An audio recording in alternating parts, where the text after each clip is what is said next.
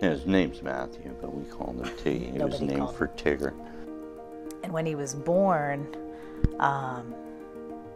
boy, there was a whole bunch of flurry, and I'm saying, so what's wrong? Is there anything wrong? Oh, there's nothing wrong. Nothing wrong. Oh. It's somebody from the NICU down here now, but there's nothing wrong. But there's nothing wrong. Of course, I understand they don't want you to panic or anything.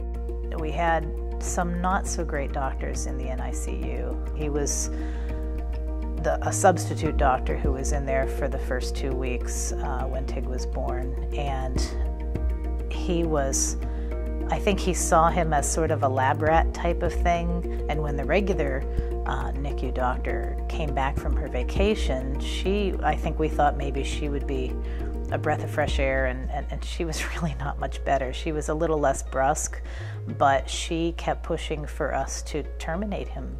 A really terrible view of these kids who have trisomy 13 was what we found out it was. I had a family member who kept insisting that we shouldn't do any of the procedures because God wanted to heal him, and if we got him trached, then we were being disobedient to God's will and lacking faith.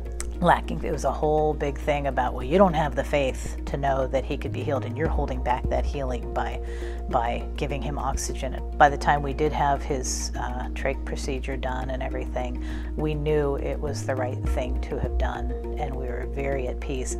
Over the course of that final year, he lost all the skills till where the end, towards the end, we could barely get him to laugh, we could barely get him to react. It was like he was just kind of there. He just sort of would stare, and he couldn't stand, he couldn't crawl, he couldn't sit up anymore, and he couldn't even roll over.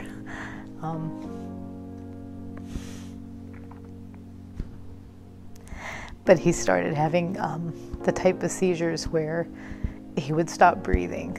And when she called from the doctor that day, I knew it from her voice what the call was. There was no reason to call, other than, and then the voice was the clincher there. And I will still feel terrible forever because I sent her that day.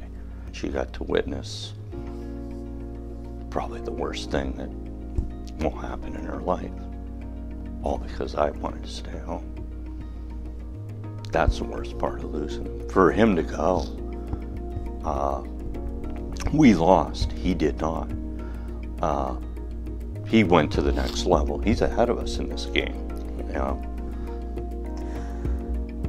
I think the one thing that really kept being hammered into me throughout the whole ordeal was that his mercies are new every morning.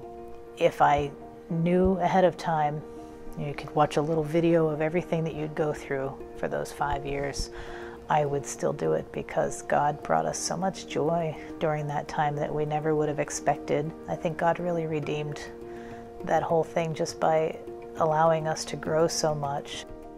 Most of the relationship with God was God reaffirming to me what I should have already known.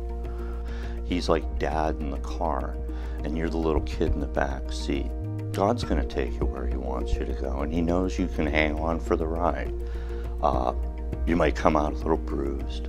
You might have cried during it. You might have gotten really, really happy. And most likely, you're going to run into something that you have no idea is what's ahead of you. And that's going to happen forever. I don't know, God just was really able to take all of that and turn it into something wonderful. I guess I don't have much else to say other than that, believe it or not, but it was good.